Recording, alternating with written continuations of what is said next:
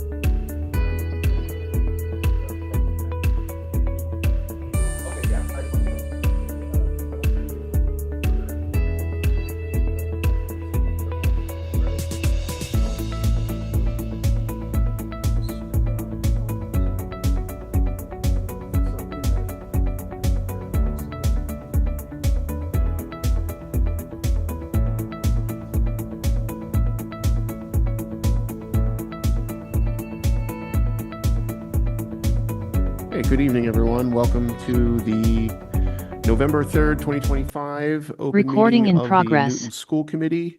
We will start this evening, as we do every evening, with the Pledge of Allegiance led by one of our outstanding fifth grade students. And tonight we have Priya Mukherjee from Pierce, who, as Principal Vargas reports, is an outstanding student, strong athlete, and a kind friend.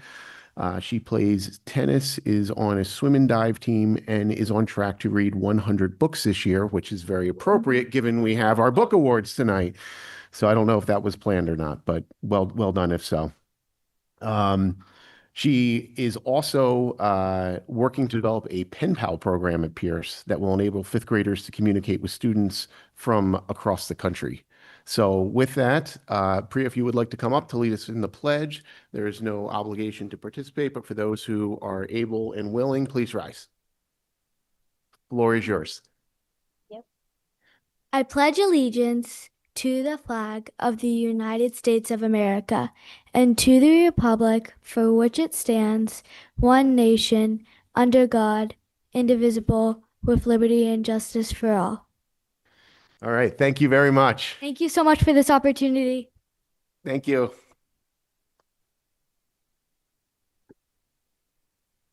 Okay, we're going to go just a little bit out of order tonight because we have our special guests. So we will go to the superintendent's update before our public comments. Well, it is my deep honor to introduce again to the community Dr. Erwin Blummer, who was a teacher of mine and was my mentor when I was a new superintendent. And it is a pleasure to be able to see you each year and to have you carry on this wonderful tradition. So I'll turn the floor over to you, Superintendent Emeritus Blummer. It's always a wonderful night to come here to see students that are not only so academically talented, but talented in so many different ways. As you'll see when Dr. Nolan reads some of the achievements that they've done in so many different fields. The book that the students will receive tonight is a book called James. If you haven't read Huckleberry Finn, before you read the book, you need to go back and just pull up a 15-minute summary of Mark Twain's Huckleberry Finn, get a sense of the character and the plot, and then read the book. It's a reimagining of the original Huckleberry Finn from the perspective of Jim the slave. Jim, therefore James. And it's a Pulitzer Prize winner, and it's just a great book, and I think you really enjoy it. So this award is both in honor of Dr. Blummer's legacy here with the book award, but also represents the Massachusetts Association of School Superintendents Certificate of Academic Excellence. And our district combines those two honors into this evening. It is my pleasure to congratulate all of these students and their families. And I'll mention a few things about them now. So I'll read a little bit about the first candidate, and then that candidate can come up, and then I'll take a picture of you with Dr. Blummer so that your parents can have a picture of that moment. But you should also feel that you can take pictures as well. So first we'll start with Cindy Chow. Cindy is an academically outstanding and community-minded student whose leadership and compassion set her apart. A top scholar with a perfect academic record in the most rigorous courses, she combines intellectual drive with empathy and initiative. As a founder of Fuel, she has delivered over 2,600 culturally relevant meals and 1,870 snack bags to students in need, building bridges of inclusion for immigrant families. Her commitment to sustainability is evident through internships with Fulfilled Goods and Rethink Disposable, where she helped launch a food diversion program in the Newton schools. Cindy also contributes to nonprofit operations at the International Friends School, and she's an active leader in athletics, DECA, the Wharton Investment Club, and the Newtonite. Her achievements, recognized by the Jefferson Book Award and the Mass Blummer Award, reflect a student of exceptional integrity, purpose, and impact. Congratulations, Cindy.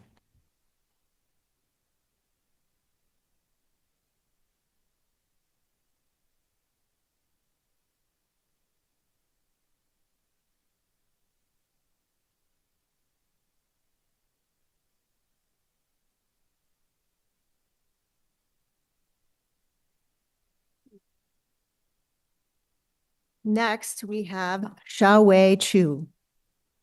Xiaowei is an exceptional scholar and leader whose intellectual curiosity, compassion, and perseverance have deeply enriched the Newton North community. A top student with a strong passion for science, she excels in advanced coursework such as AP Chemistry and is dedicated to pursuing health sciences with purpose and empathy. Her junior thesis on political polarization, currently under consideration for publication in the Concord Review, demonstrates her analytical depth and interdisciplinary insight. Beyond academics, she is a dynamic leader, captain of both the soccer and track teams, co-president of multiple clubs, and an active mentor through STEM mentors. Her work with organizations like Swing Blue Alliance and Braver Angels reflects her commitment to civic engagement and bridge building across perspectives. Known for her humility, resilience, and ability to inspire others, Xiaowei exemplifies the values of scholarship, leadership, and service that define the Blummer Award. Congratulations.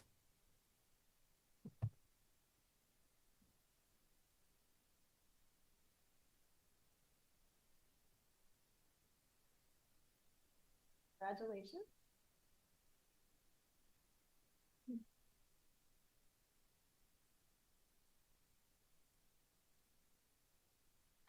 Okay. Next, we have Amani Arunga. Amani is an ambitious, curious, and compassionate leader who inspires those around her. A 4.0 student at Newton North High School, she has earned honors including the Seal of Social Justice, the Seal of Civic Action, the Yale University Junior Book Award, and is a Coca-Cola Scholarship semifinalist and National Merit Commended Student. As class president, founder of Dance for Change, and the director of the Choreography Project, Amani combines creativity, service, and leadership to make a real difference in her school and community. She plans to study government and politics and pursue a career in legislation and public policy, continuing the impact she has already begun to make. Congratulations.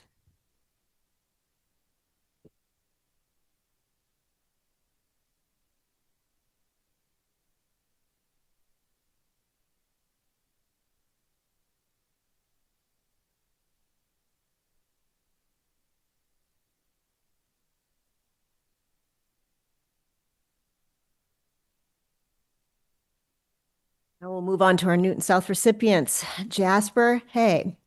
Jasper is an extraordinary student whose combination of intellect, curiosity, and character sets him apart. At Newton South High School, he's maintained a 4.0 GPA while pursuing the highest levels of academic rigor, including 11 AP courses, advanced independent mathematics, and multiple research projects in mathematics, computer science, chemistry, and pharmacology, several resulting in publications and conference presentations. Jasper is also a natural leader and mentor. He founded the Newton South Alumni Association, which I work on with him, co-founded the World Schools Debate Education Program, captains the math and debate teams, and leads numerous community service initiatives from animal rescue to tutoring and coaching youth. Despite personal challenges, he excels in debate, public speaking, and research, demonstrating perseverance, maturity, and grace. With a record of academic distinction, intellectual curiosity, and compassionate leadership, Jasper is poised to make a lasting impact in college and beyond. And I have enjoyed working with you, Jasper.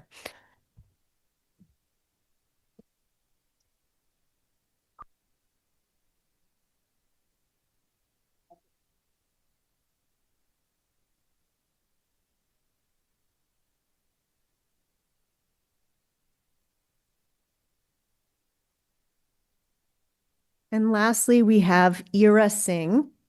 Ira is an exceptional student whose intellect, curiosity, and dedication set her apart. At Newton South High School, she has pursued the most challenging academic path, excelling in advanced math and physics, including self-studying AP Calculus BC exam in grade 10, taking AP Physics C, and enrolling in Stanford's pre-collegiate linear algebra program. She has earned a national recognition as a National Merit semifinalist and received awards such as the Bausch and Lomb Honorary Science Award and the Math Department's Infinity and Beyond Award. Beyond academics, Ira demonstrates remarkable leadership, resilience, and compassion. She captains the science team, coordinates STEM programs like Physics Club and Finding Physics, mentors peers, and creates opportunities that make science and math accessible to younger students. She is also a competitive artistic swimmer representing her club at the national level, balancing athletics with rigorous academic and leadership commitments. Ira exemplifies generous excellence, a rare blend of brilliance, integrity, and community-minded leadership.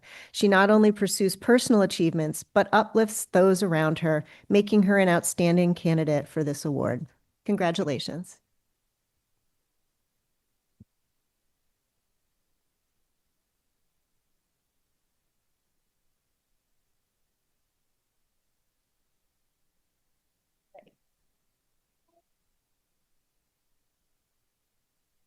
Should probably also congratulate the parents of these students.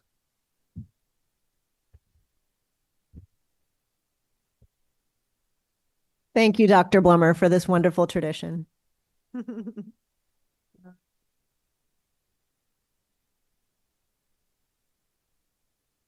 keep going? Okay. So next, we have our partners from the Newton Schools Foundation here to make a presentation to the committee. At least I think we do.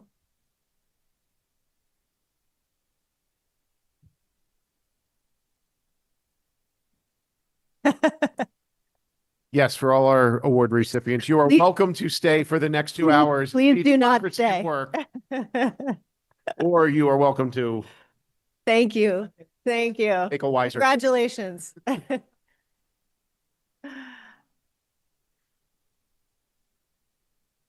Waiting for one more person, so I'll move on to other things. Okay. All right. So I'll give you my superintendent's update while we wait for the Newton Schools Foundation to be able to do their part.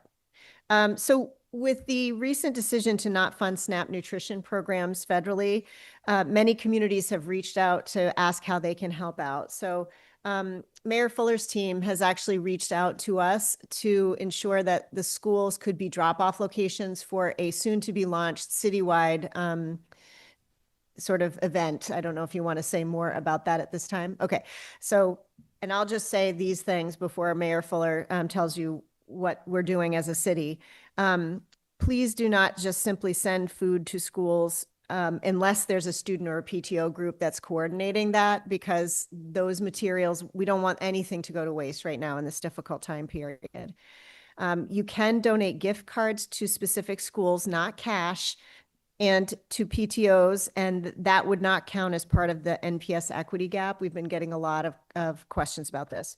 You cannot, however, direct cards to specific children or families, and only certain NPS staff, due to privacy and legal considerations, have knowledge who may be eligible for these items in terms of financial and meal assistance needs. It is a good time, of course, to reach out to local food pantries and see what their needs are, and we'll let Mayor Fuller tell us about the citywide programs.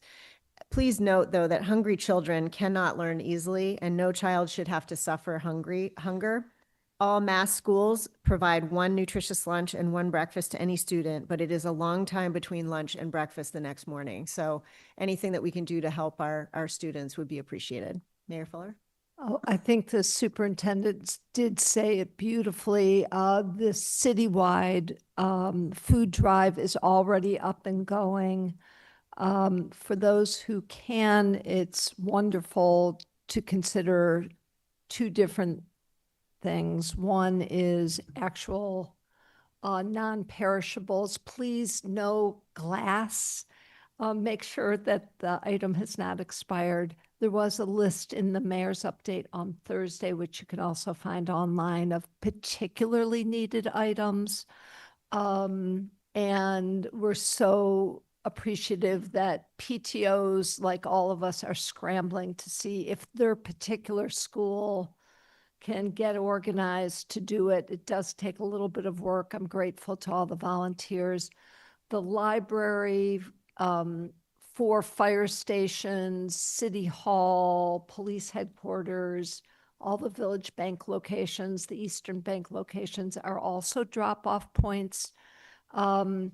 Also, we have 3 major food pantries in Newton. Please consider direct financial contributions if that works for you or your family.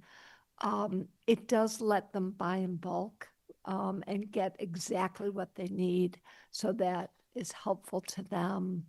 But there's a lot of hunger, and the breaking news today is the federal government, through a court action, are funding half of the amount of people's needs. There's 1.1 million people in Massachusetts on SNAP, and there's over 4,400 here in Newton. So there's a lot of hunger. We appreciate any help that works for you and your family. Thank you. Second, I'm going to tap Dr. Jean Roundtree to come up just to give you the follow-up that you asked for about CTE at South and those programs. And we will make sure that we get it to our student, Tyler Vasquez, who is here as well. So Dr. Roundtree has a follow-up for you. You also have the slides in your packet. Just wanted to show you the parallel programming existing at South. It's just labeled differently. Hi, Dr. Roundtree. How's it going? Good evening, everyone. Hope you had a great Halloween weekend, and if you celebrate the extra hour of sleep or morning productivity on daylight savings, I hope you enjoyed that as well. So I wanted just to follow up on some of the questions that were asked when we were last here on October 20th about our CTE programming.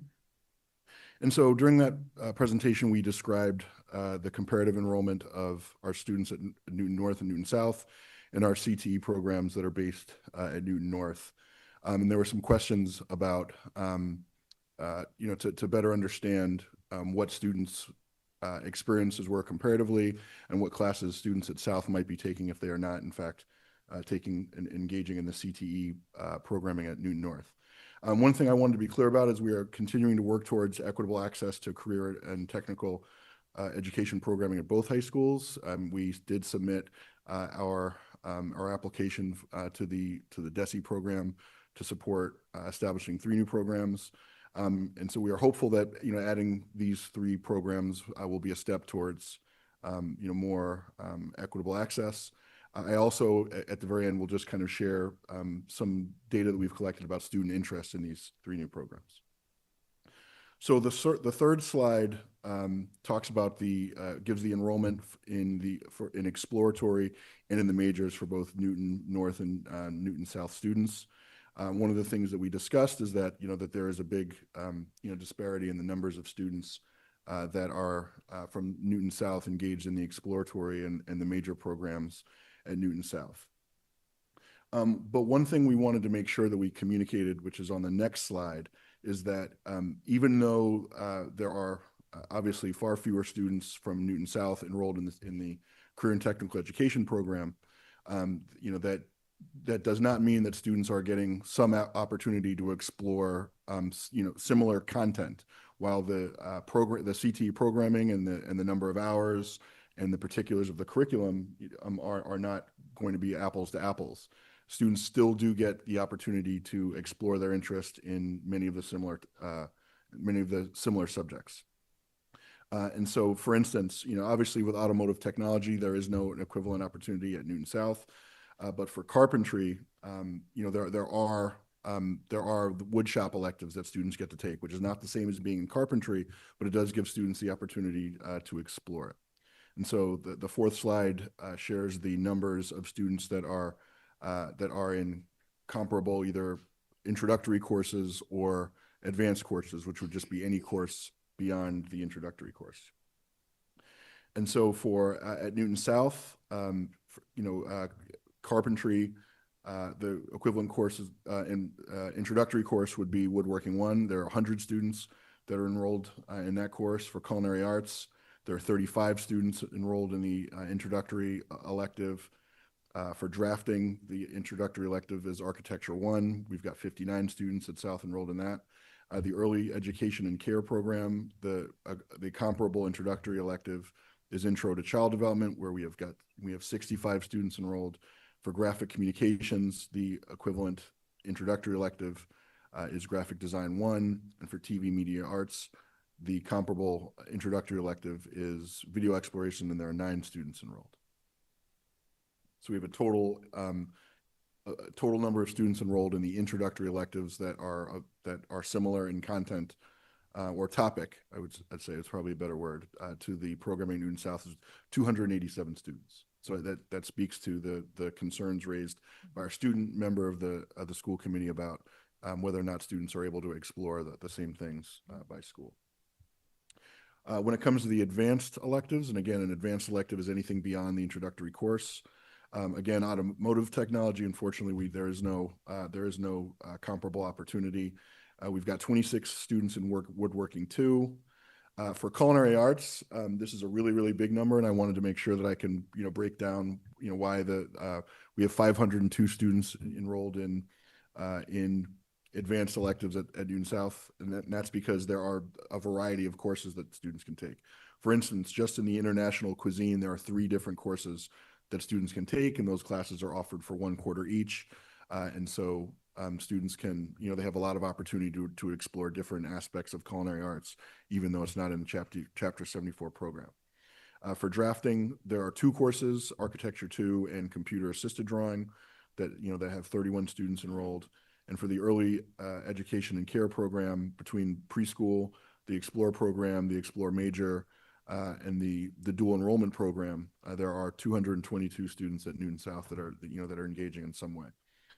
For graphic design, there are no students currently enrolled.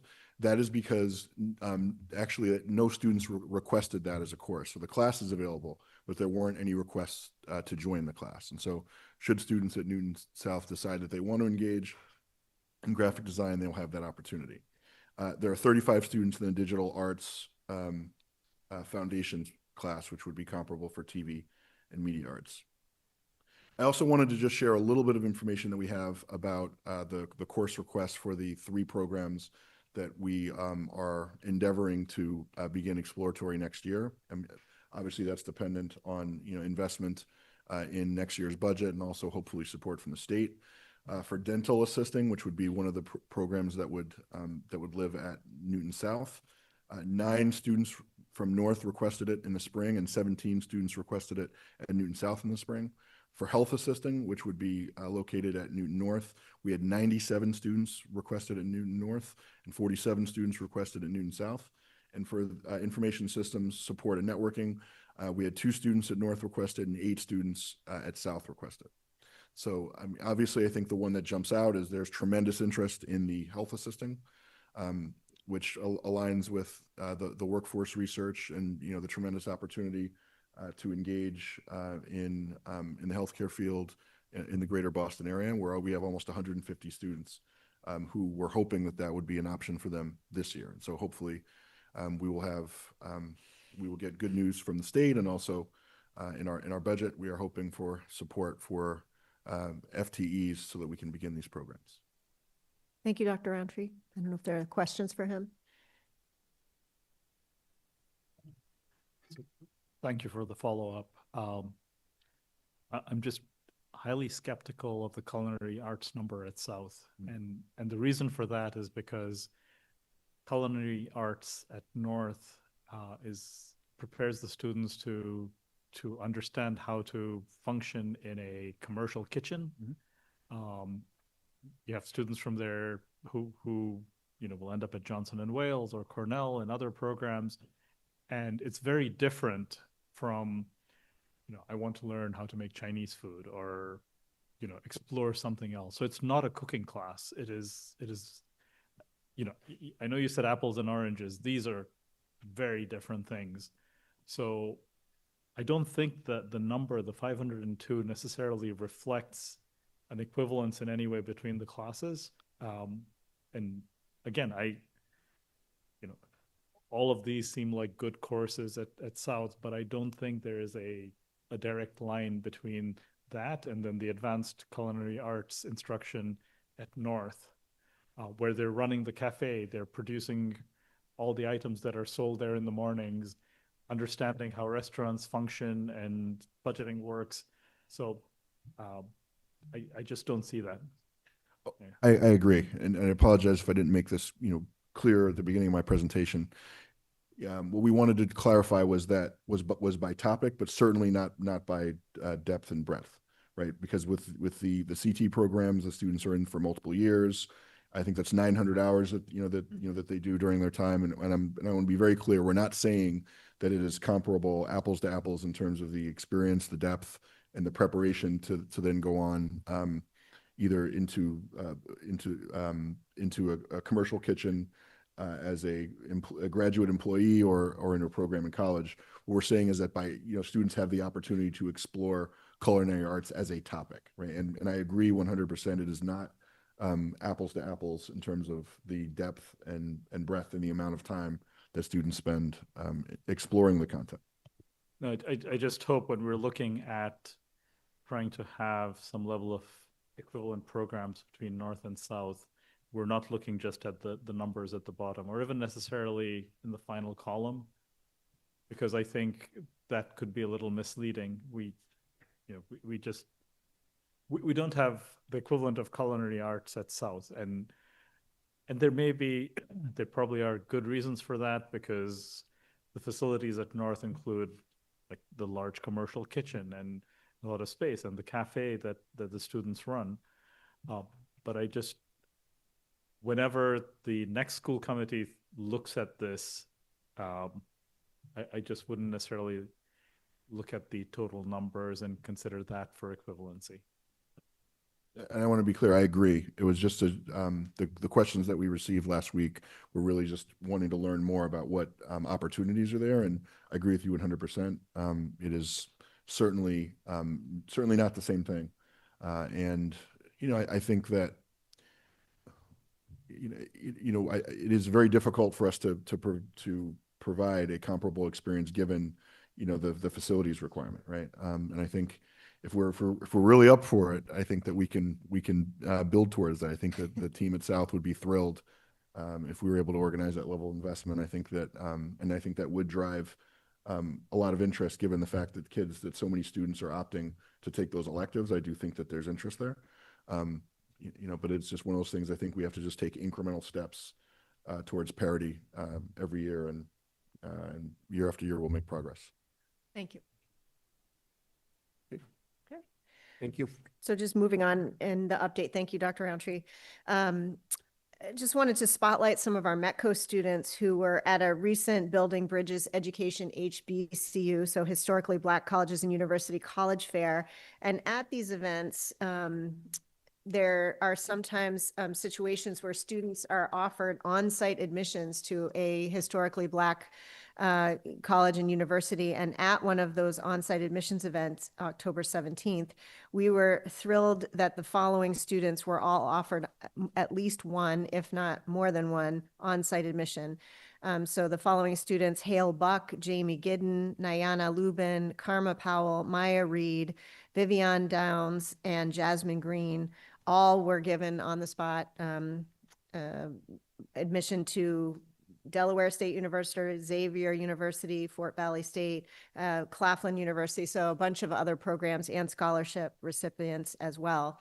So Maya Reed was offered an on-the-spot $1,000 scholarship to matriculate as well. So we're really proud of your hard work and determination, and I'm sure this is just the first of many great accomplishments to come. So congratulations, METCO students.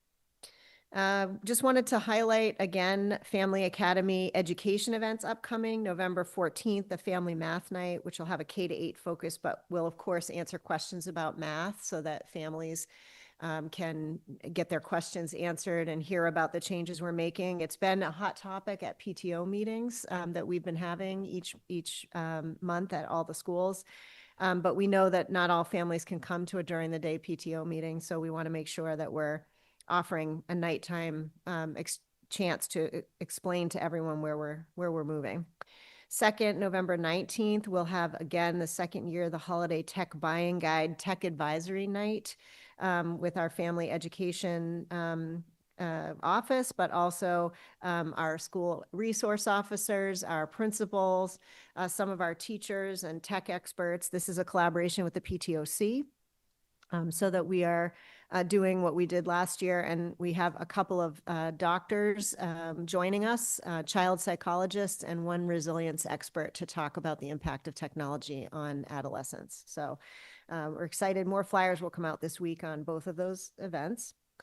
I just included in the memo the Ward and Underwood meeting next steps. We did complete 2 meetings in the last 2 weeks to hear from the community. With the Long Range Planning Committee members presenting with Chris and I. I included the video link and the translated videos for the community to digest if they weren't able to make those meetings. We also created a frequently raised and answered questions document, which is linked here so that folks can kind of see the nature of the questions that have happened. There is a long range planning website that is on our Newton Public Schools website. And then there's all the information about the upcoming hearing on Thursday evening, which will be a hybrid meeting with all of the directions there. I don't know, Mr. Chair, if you wanted to add anything else or, okay. I thought a new tradition that might be interesting to the committee, and I'll certainly pose it to the new committee as well, is as we're doing quarterly financial updates, I wanted to give you a nursing and health update as well. So you have the first data dashboard summary of Q1 for nursing services. I just also want to uplift the practice of our nurses and nurse educators and the services that they provide to our young people, which is increasing in scope and nature each year. Nurses are critical to our school running and our student support, and you have data here on total visits of students to school nurse offices, injuries, screening services, the teaching, the medication services, and all of it is broken out by medical events and student events versus total health or nursing work, so screenings and education. Just want to say that last year at this time, we had 2,000 fewer visits than we've had already this year. So there's a significant uptick in students using the nursing office. We do have 30 diabetics. That's a significant uptick in the past 5 years, says our nurse leader. And in light of immunization lapses last year, I wanted to just share with you that we've now fully remediated that issue of unvaccinated students enrolled at school. And these are Mass General Law vaccinations, just measles, mumps, rubella, that type of scenario, chickenpox. The law is very clear from the Department of Public Health on how to handle visitors and exchange students who may or may not be vaccinated. So we wanted you to know that we've recodified the expectations. We have protocols. They're all here. I just want to reiterate that these policies are just Mass General Law on the topic. It does not, we don't have new special Newton entrance requirements. They are Mass General Law. I congratulate and thank the nursing team for all their hard work. And you can click the links here and see all the types of visits that they are having. And then finally, just a reminder, middle school parent conferences have been revised. I sent you a memo a couple of times this past fall. That time period is coming in case anyone had questions. The reason for the revision, we're going to seek feedback afterwards, how we're handling feedback and how staff are interacting with parents so that we can have more professional learning time with our teachers at this time period where there's a lot of change afoot within the school system and teachers need time to work within their teams to address our curricular needs. Thank you for the opportunity. And I do think our Newton Schools Foundation partners are here now. If you want to move to Great, please. Okay. So I'd like to welcome the Newton Schools Foundation to come to the podium here and make their announcement.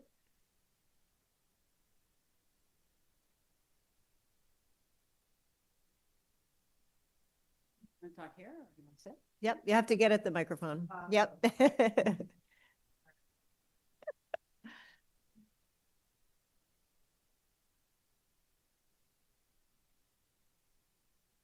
Hello. I'm Karen Manning, one of the Newton Schools Foundation co-presidents, and I'm joined by our Vice President, Karen Carroll Bennett. I'm glad to be here. So as a refresher to all of you, the mission of the Newton Schools Foundation is to advance excellence and equity across the Newton Public Schools through educator-driven grants and grants with district-wide reach. Our funding supports new approaches in the classroom, professional development for teachers, and programs that promote equity for all students. This year, our $215,000 allocation for the benefit of the Newton Public Schools should positively impact every school in the district. We're grateful for our NPS liaison, Amy Mistro, and to Dr. Nolan for their continued partnership. Our board of directors is excited for another active year of fundraising so we can sustain and expand this impact. We invite the community to support us through our annual appeal, our Honor Thy Teacher campaign, and donations to our marathon runner. Please mark your calendars for Trivia Night on March 13th, 2026. And stay connected with us throughout the school year. We thank you for investing in Newton's students and educators. And Give a big check. Well, I just want to say a personal thank you, to all of you and to your board members. The Newton Schools Foundation has funded the most significant professional development for the district in the past 20 years by educating every single evaluator with us. And we are so grateful. Every single person who is evaluating and supervising teaching has been touched by what you have been able to contribute to us, and we thank you.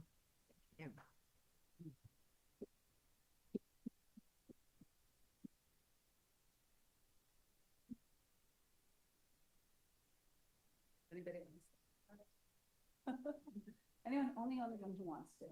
Suspect all of us. This is really gonna go viral. Would be good. Yeah. Why don't you come in, Chief? They're all comments. We'll have Chief. Yeah, I got it.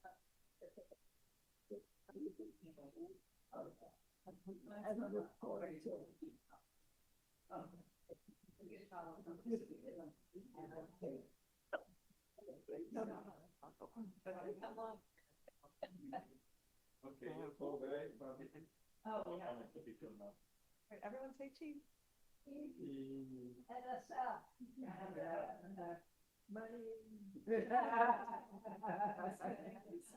Thank you. Everybody will. Thank you. Thank you.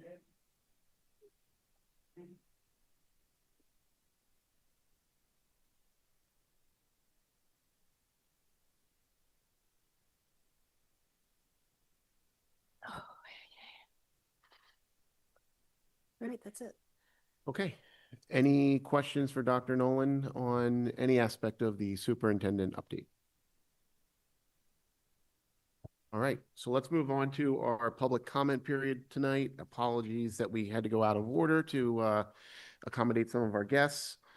We have 3 folks who would like to make a public comment. We'll start in the room with Lena Albasha, and then online we have Sarah Buford and Rakashi Shan. No Sarah, okay. Please. Yes, yeah, if you could come up, With this. That's okay. It's okay. you have 3 minutes to make your public comment. At 2.5 minutes, Emily will give you a 30-second warning, and if you could just start by stating your name and address, please. Sure.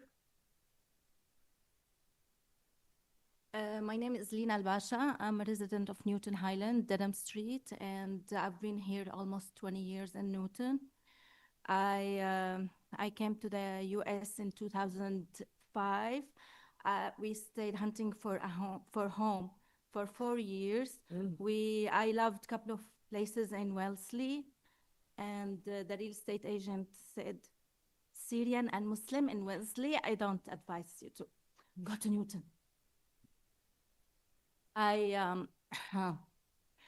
We came to Newton. I don't regret it. I made friends, neighbors, beautiful neighborhood. My kids, I'm familiar with this building. My kids went to the old pre-K in Newton North, and then here in SCPE, and then Countryside, Brown, and they graduated recently from Newton South, both. We spent very good life, and during the Eid time, our neighbors and friends will tell us Happy Eid. They are all familiar with Eid. By the way, Eid is the word for holiday. So 3 days is Eid, Christmas is Eid, New Year is Eid, Hanukkah is Eid. But it's labeled for Muslims Eid and particularly.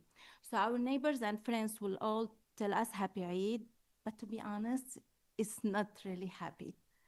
Back home, the night before Eid, we started shopping. They stay late at night. They put all their stuff under the pillows, waiting for the next day to celebrate Eid. Celebrating Eid for me overseas was more watching non-Muslims celebrating with me more than even me celebrating Eid. Everyone would understand why it's happy It's not that just the prayer in the morning, or it's not that the congratulations or the coin treats that we used to distribute. It's that everyone would celebrate the happiness, will feel it. You have 30 seconds. So I just want to ask you to consider to take the 2 Eids off as holidays in Newton, and the 2 Eids together, 2 days of Eids, not just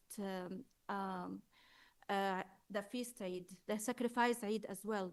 We even call it Grand Eid, because to make them just off, it's kind of isolation. With all appreciation for recognizing them, it's been isolation for kids. Like they need to be very confident to take the day off school.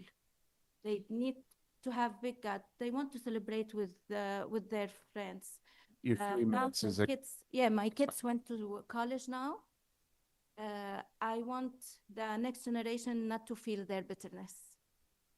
So please vote for the 2 days of Eid al-Adha and Eid al-Fitr off. Thank you. You did a great job. Our next speaker, our next speaker is remote, Rakashi Chand.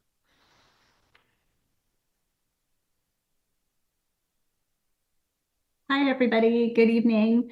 I actually first wanted to take a moment to express just what everybody's feeling on the loss of Mayor Seti Warren. This has truly just been such a shock for all of us, and I'm sure all of you are feeling the same way. And I'm actually here to also support Sarah and Lena, sorry, Sarah's mom, and to really look at our holidays and really get a sense of what the children are observing in their homes, because like Eid, as Lena just said, Diwali is also another holiday that a lot of kids feel they must go to school. And my son this year, Diwali was on a Monday, and he was studying because he had tests coming up. And it really kind of pulled him away from a lot of the things that he was trying to participate in. We were, celebrating with the family, and it was hard because his mind was, of course, getting ready for the next day and getting ready for the tests that were coming up.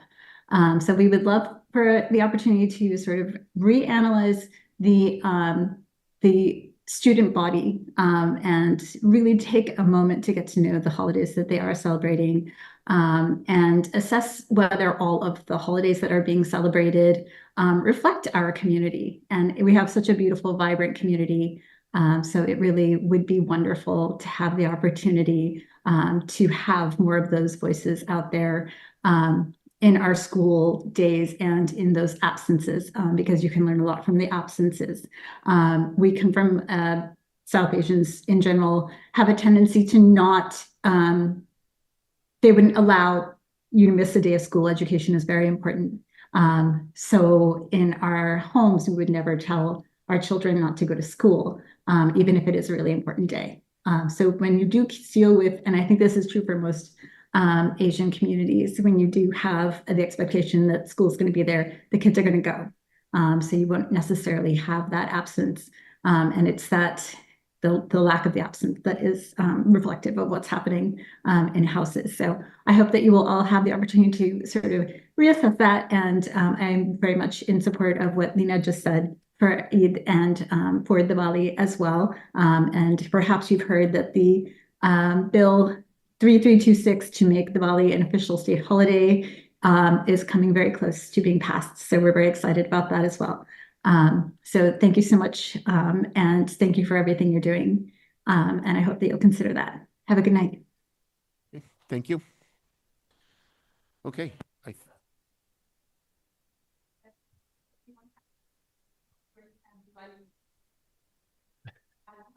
It's okay.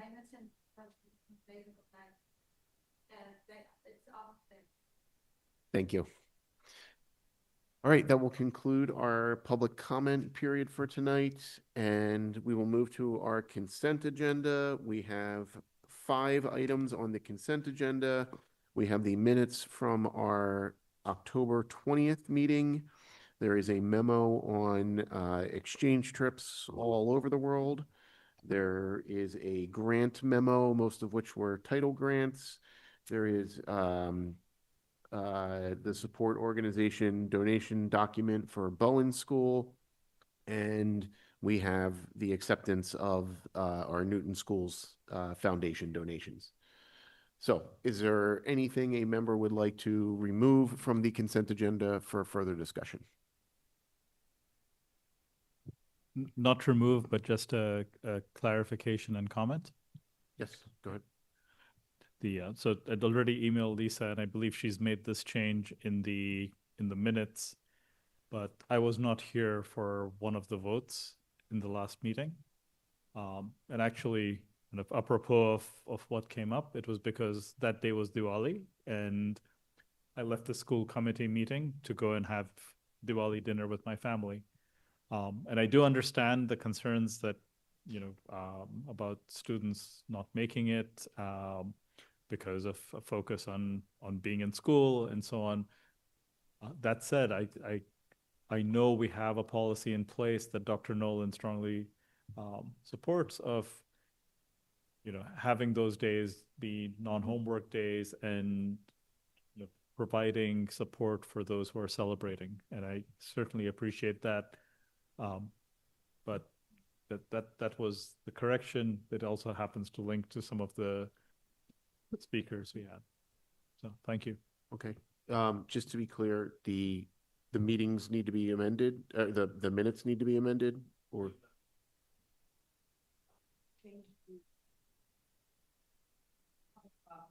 Your copies don't have the. Okay. It's just had been voting, but he was voting. Okay. Left, but I took it carry it forward. Okay. Thank you, Lisa. Is there anything else?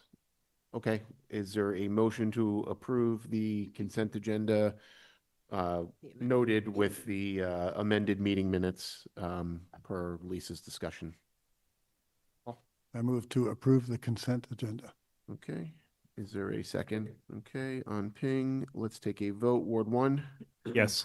Ward 2 is yes. Ward 3? Yes. Ward 4 is absent. Ward 5? Yes. Ward 6? Yes. Ward 7? Ward 8 is vacant. And Mayor Fuller? Yes. Okay. Oh, Tamika's there. I'm sorry, Tamika. Ward 4 was a yes. Okay. Thank you very much. I didn't see you there. Okay. So that passes 8-0. Okay, let's move on to our discussion items for this evening. We have the policy revisions for policy IKFE, the competency determination, and for policies JECA and JF, career and technical education, admissions policy, and proposed middle school pathways. Thank you, Mr. Chair. So these are second reads for both policies. I'll start with the competency determination, and I do have Vice Principals Jason Williams from South and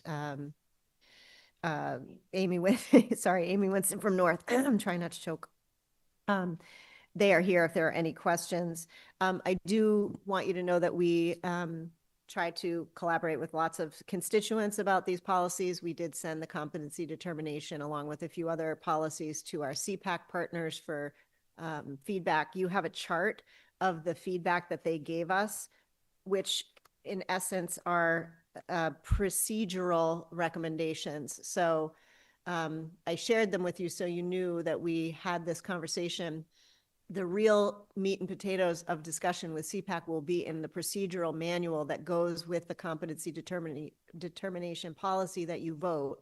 So if you vote this, it gives us the direction we need for which procedures and policies we have to put in place. For example, how are we going to determine what is partial mastery versus total mastery? What will the exceptions be that will be granted should a student not have a traditional course trajectory? What accommodations can be made for students who are in certain special education programs? Those are things that we are in the process of codifying now. And the CPAC will be key partners in terms of how we move that forward. I do just want to say that what we're finding as we head through this moment in competency determination is it's a very personal and personalized process depending on the young person. So everybody has a slightly different circumstance. Individual education plans are just that, individualized. And so not every student, there's not a cookie cutter way to address this with certain types of students. So we look forward to that interactive dialogue with our CPAC. Once you pass this policy, we'll go to them with drafts and we'll come back if you are interested in seeing the procedures. Slightly nervous, of course, because the state is putting together has its own graduation requirements committee right now.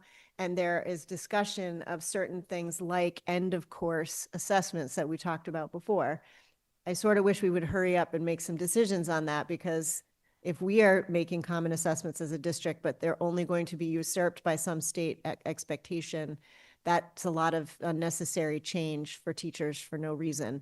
It will also allow us to refine these procedures that CPAC has given us feedback about, what are those end of course expectations? If the state's going to mandate those, we should get on it so that we can start reassuring families and allowing them to plan. So I do ask for your vote for the policy so that we can at least have this in place and start moving for the students it affects right now. Okay, thank you. Questions, comments? So given that we don't have common assessments in many areas, does this mean that the two high schools, when giving a final assessment to show mastery, could actually have different graduation requirements? At this time, yes.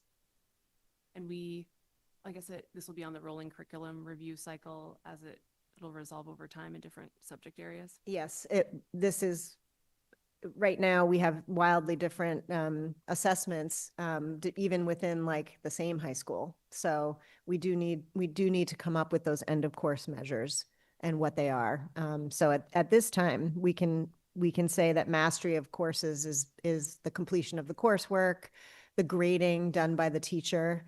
But of course, it's not necessarily apples to apples everywhere. We're talking about a lot of apples tonight, but it is a weakness of our current system that we can't say that with definition. And this is one of the exact reasons that we need a more codified set of outcomes for each student, so that we could say in our school district, this is what this means for every student in 9th and 10th grade.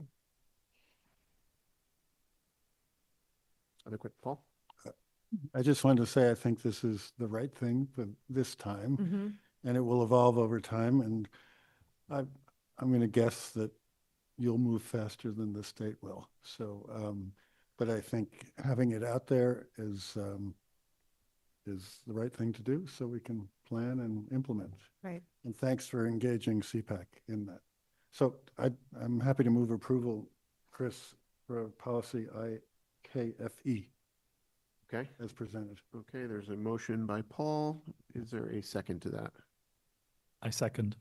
Okay, moved by Paul, second by Rajiv. Discussion on the motion on the floor. I guess the only thing I'll say is I did walk away with some questions. I had some questions last meeting that I just did not resolve, which is really my fault for not getting those questions answered. I'm going to abstain because I just feel like there's some pieces of this I want to dig into and just didn't quite get to. So not a great excuse, but it is what it is. I have an excuse. Any other questions or thoughts? Okay, why don't we take a vote then on the motion to approve Ward 1? Yes. Ward 2 is abstain. Ward 3? Yes. Ward 4? Yes. Ward 5? Yes. Ward 6? Yes. Ward 7? Yes. And Mayor Fuller? Yes. Okay, so that passes 7-0, 1 abstention, Lisa. Okay, moving on to the next policy of the CTE admissions and proposed middle school pathways. There's no update to this. I do just want to say thank you to Amy and Jason who were online waiting. Thank you very much for all the work that you've done to make this happen at the high schools for the competency policy. And the CTE policy is just as we discussed it last time. It's really kind of black and white, so to speak. So I ask for your approval. Move approval of policy IECA and JF. How did I know As you were going to say presented. that? Okay, motion to approve both policies.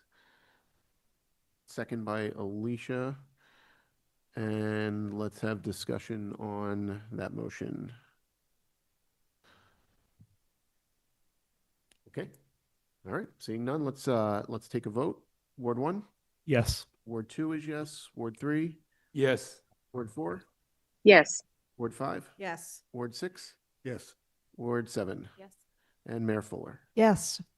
Okay, that passes 8-0, and all three policies are approved. So we will go on to the next item. We have our draft 2026-27 school year calendar with the proposed Labor Day start on September 2nd, the Wednesday preceding Labor Day. Yes, so I have, since we last met, received feedback from the Newton Teachers Association regarding the creation of this calendar. So the question that they raised was that there had been previously the tradition of folks having the long weekend before Labor Day off. So, for example, Friday the 4th would be a long weekend versus instead of what I have proposed here for this calendar. So it was raised as feedback to us. I do forecast that is something the committee could do. The committee could do it the way I have designed it here. You could decide to have that be a long weekend. There's pluses and minuses to doing both. A more staggered start for students, just diving right in. One consideration, I just want to forecast for you that this current last day of school is June 17th with the correct calendar as designed before you today. If we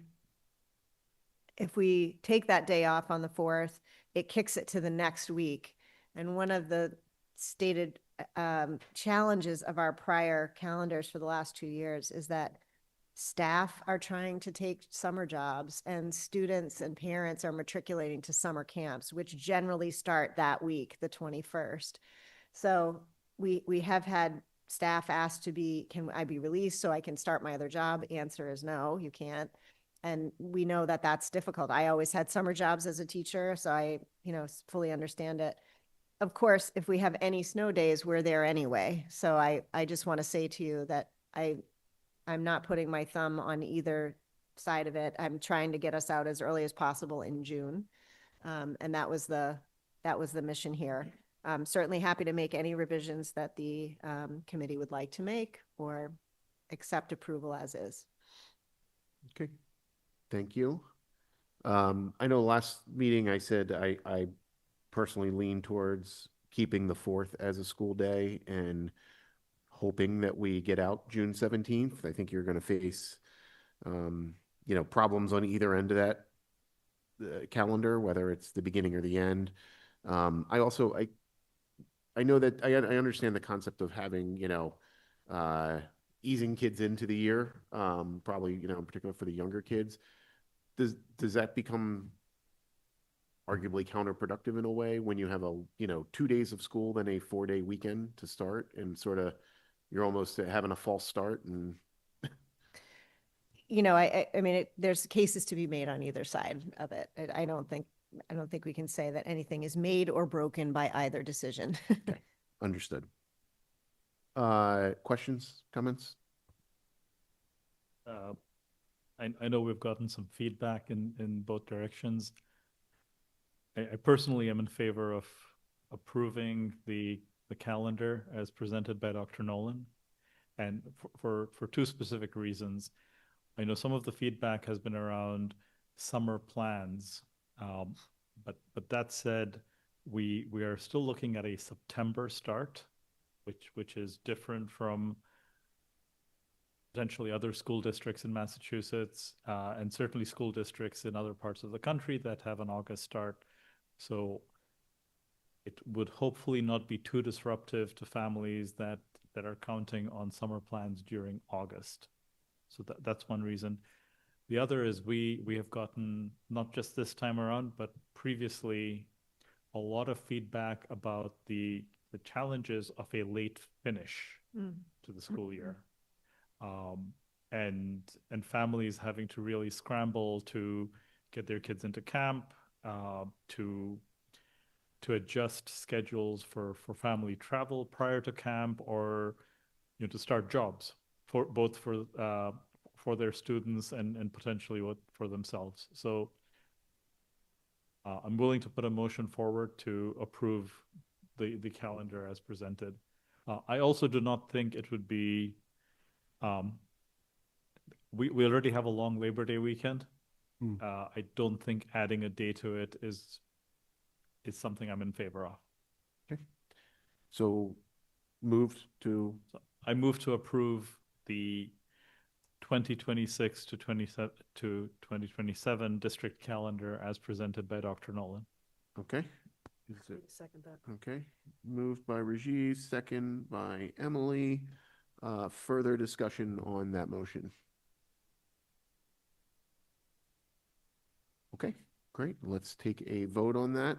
And to be clear, this is the calendar that would start school September 2nd, which is the Wednesday preceding Labor Day, have 3 days of school on the 2nd, 3rd, and 4th, heading into Labor Day weekend, with the last day of school being June 17th, the Thursday, assuming there is 0 snow days, fingers crossed. Ward 1? Yes. Ward 2 is yes. Ward 3? Yes. Ward 4? Yes. Ward 5? Yes. Ward 6? Yes. Ward 7? Yes. Mayor Fuller? Yes. That is approved 8-0, so start making your plans. We'll send this out to everybody. Yes, please get that out to all the folks in the community as soon as possible. And then finally, we have our Q1 fiscal and ops update Star of the show. with Mr. Hurley. Good evening, everyone. You've got the typical package in front of you, and I'll just briefly go over this and obviously answer any questions you have. So we put a chart together that just want to make sure I think the school committee is aware of all the pieces that make up the FY26 budget. So we have our operating budget, approximately $292.9 million, and then we have these 3 other major buckets, about $3.57 million. So in total, that's a $296 million budget with those 3 additional pieces. And then I think as the school committee is aware, we do have this process where we carry forward money. $3,350,000 was what we were able to attain at the end of this FY25. And then we have something called continued appropriations, which is some money that stays with NPS. It's really last year's money, and we bucket that into a few different areas, and it's really for our benefit. And it's nice that we're able to do this. I'm thankful for the city to allow us that flexibility. It does give us a little flexibility in a few areas. We have that currently slotted, and it is somewhat flexible, but $300,000 for out-of-district tuition, $100,000 for any legal settlements we may come up with, $30,000 for the modulars at Horace Mann, and then we just put it into, because I just wanted to be able to control it into what's a BFP line item that we have as well. So that makes up the entirety of our budget. We're right now just reporting a small balance at the year end, which is good news. Obviously, I need to end with a positive balance. We'll be continuing to report to you. Want to just highlight a few different areas here. So for the most part, salaries and benefits right now are tracking pretty much right on target. Obviously, there's some swings, some savings with our teacher salaries. We are over right now in our paraprofessionals and aid category right now.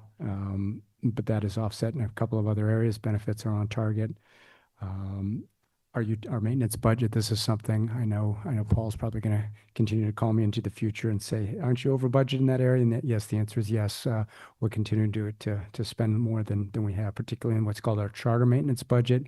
Maintenance actually encompasses a few different categories, including IT, the maintenance for our machines, but the charter maintenance budget is our specific category for our public buildings, that we for routine repair and maintenance, and in some cases minor replacement of items as well.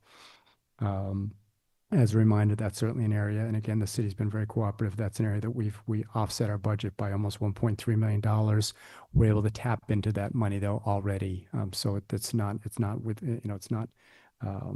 we're not able to, we are able to access that money very easily. Our contracted services, this is an area that that my team and the HR department has been tracking closely. This is the outside substitute vendor. This has been an area that we continue to discuss and think of ways to try to become more efficient with that. So we certainly have absences. Our staff are taking absences. We're covering for our teachers, and in many cases, we're actually covering for paraprofessionals as well. Many districts just have in-house substitutes. Newton has what's called I call it a hybrid model, where we have our in-house substitutes, which are actually our Unit D members, which are ISS, instructional support staff, as well as this third-party precision staffing that handles our staff, that are substitutes for us. Couple other notable pieces I just wanted to put out to you. On the out-of-district tuition, it is important to note that the total number of students from last year at this time was approximately 109, and right now we're at 120, so up about 11 students. We ended FY25 at approximately $16.5 million. Right now we're projecting to spend about $17.5 million.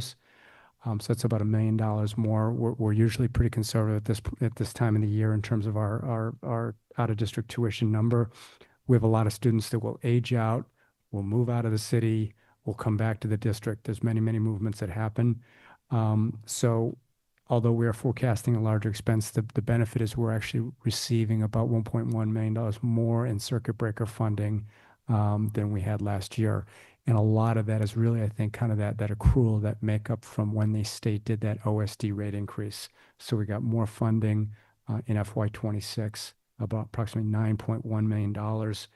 Then the table on page 4 kind of shows you the sources of our total circuit breaker funding. So that's our current year, $9,134,000. We get that quarterly. It goes into an account, and then that carry forward of $3,350,000. So approximately $12.5 million of total circuit breaker. And then we break out the planned uses for us. So we've primarily used for tuition and transportation, but we actually do offset some aids and some consultant line items there. In the future, we might just think about just doing tuition and transportation, just to keep it simple, as I think there's been enough confusion about the circuit breaker account as it is. So showing again there a positive balance of $215,000. Few last pieces. I'm going on a little longer than I expected. Grants, kudos to Kathleen Duff, Amy Mistro, and the whole team, Gene Roundtree as well, putting in that CTE grant. This would be a big grant that I think that Dr. Nolan has talked a little bit about, but really be great to get here in Newton. I think we should find out sometime in December. Food services continues to roll. Breakfast after the bell program is kicking in. We're also making some movement as well on some of our half days in terms of providing lunch. And then we were notified by DESE we're going to have what's called the AR administrative review. So it's actually a pretty intensive process from DESE to come in and just to take a look at our program and make sure we're compliant. I put some of the auditing pieces. This is pretty standard for us. In addition to the end of year report, which we did submit. I'm on the business manager listserv. Many business managers do not even have their end of year report in. We've had ours in for several weeks. It's a difficult, long process. So I'm very happy to have that in. Yep, we get that in. CLA comes in, and what's called agreed upon procedures. They come in, test all these. Most of the time, we get a report back, and it's usually done without exceptions. But it's about a 9-page, very small Excel file that they look at, all these different files, looking at both revenue and expenditures. It's also the school department's expenditures, as well as the expenditures on behalf of the city. for us. Some of that is debt, some of that is health insurance that's not carried on our piece, the water and sewer that's on the city. So many, many line items are on there, as well as all the grants and all the revolving accounts. So it's a long process. We also planning to do some audits on the school-based Medicaid program, and as well as circuit breaker account. I thought that would be a good one. And then as well as our use of school building, or also known as our facility rental revolving account. So with that, open it up to the committee. Okay, thank you, Liam. Questions from members? So can I just ask a clarifying question, Liam? Excuse me. The $215,000 of remaining for year 26 circuit breaker carry forward to for year 27. So we have been over the last several years carrying forward, you know, a couple $2 to $5 million. Right, Yeah, exactly. Yeah. So am I just understanding this correctly, that based on the current projections, we would be looking at carrying forward $215,000 into next year, which, you know, relative to the $3.3 million, yeah, yeah, 3.35 we carried forward into this year. Yes. That's effectively a $3 million hole to fill for the following year. That's correct. Okay. Yeah.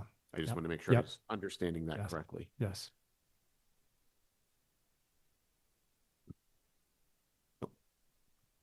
That question. And then also in math supply expenditures, $100,000. Yes, so that was something that the math department and Gina Flanagan, that's something that we've needed to procure this year. I believe that's an area that and I think we talk about it in the memo here, that we're actually probably going to be able to use some of the continued appropriations for that. So the teaching and learning budget we did not sufficiently budget for this past year. They needed some expenditures. So to make this year for math. So that's something that they're planning to do. We also do have the $2 million still sitting available, but I don't believe that qualified. It was in terms of we're preserving that for what I'm going to call is the big new curriculum program that we've got. So we've These got are that $2 million. workbooks that we pay for every single year. You're outside Investigation. the 2 million of free cash that we have for. That's right. Yep. Okay. So Gene is really aware and, you know, really purposely plan to use that $2 million, you know, in an incredible way. What is the spend down timeframe on that $2 million? Is it there until we've used it for its appropriate uses? Yep. That's my understanding. You know, so yeah. So I know they're being very conscientious. I know that they're certainly aware that the money's there, but they want to make sure they procure that correctly.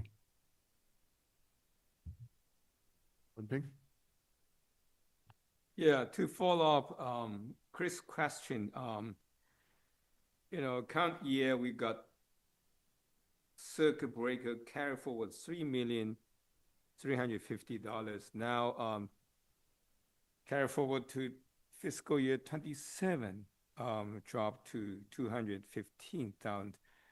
As Chris noted, about $3 million. What kind of factors made this huge difference? Sure. So I would say there's a lot of things to go into it. So this is the first fiscal report, and a lot of things will change. We're now projecting out basically for the other remaining 3 quarters of the year. If you'll recall, this compared to last year, we're now in a situation where we have a 3% COLA versus a 2.5% COLA. So we've known that's been planned, but it makes things, you know, our costs have certainly gone up. In FY27, as a reminder, they're going to be higher. They're going to be 3.25, and then midway through the year, 0.75. That's for most of our bargaining units. So we're going to be feeling some pressure. So certainly our cost for salaries, which is a big one. We certainly know about benefits. We got the benefit of that $1.3 million of one-time funding, but we've continued to feel pressure on paying both on our supplies, equipment, and other areas. And certainly we've been talking about this kind of the substitutes as being an area for us that we have not been able to kind of, you know, keep up with in terms of that. So it's a combination of things. I would say from my perspective, my hope and my plan is that this actually gets better over the years. This is kind of typically a more, you know, a conservative approach looking at this. We're doing our final reconciliation, basically kind of what we call our variance reporting on our salaries. that's really where the key in taking a look at what have we achieved our turnover savings with the year. So we're just at this point of the year, just basically finalizing, even still, there's still some staff turnover, particularly paraprofessionals. And, you know, are we accruing some savings that way? So paraprofessionals is actually an area that we're over right now, projecting to be over. So that's something that I'm looking at closely. I think the out of district tuition right now, we're showing the 17.5. That's the estimate we're getting from our Office of Student Services. There's a number of things that could go into that number. They're talking about pending placements are in that number. So there's typically some hedge in those numbers. So we've got to see if those numbers all come into place. So probably I didn't understand fully when I asked the question. So a lot of factors, nothing to do with the special education per se. It's citywide budget, a lot of other factors, as you said, the COLA and, you know, the union contract, that's a bigger picture. Yeah, that was an agreed upon COLA, but that's part of the factor in terms of making things tighter for us. Yeah. Okay, thanks for that information. Okay. Now, this is a little bit more detailed oriented. On page 3, talking about out of district tuition expenses. The parent tuition reimbursements probably could educate me and my colleagues a little bit. What's the difference of student outplacement? These parent tuition, so basically their kids went to the private special schools and they paid their tuition. Now district reimburse their tuition. What's the difference? No. Competitively. So they don't pay it. We pay the outside private school directly. So these funds are we cut the check to the private school. Yeah. But what's the difference between we reimburse the parents? We do not. Or the outplacement we directly pay? We directly pay from these funds, the outside placement. Yeah. But why different category?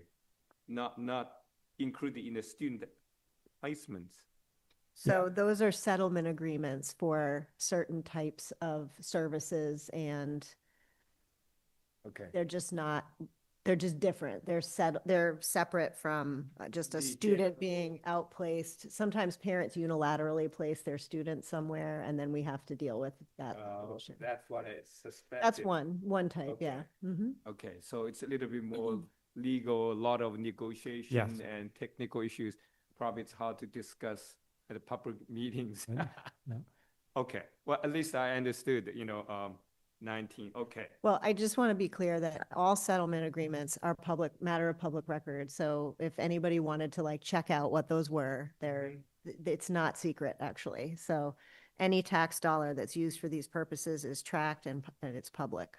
So it's not like it's not secret. Secret discussion. Not a secret. Nope. Nope. Okay.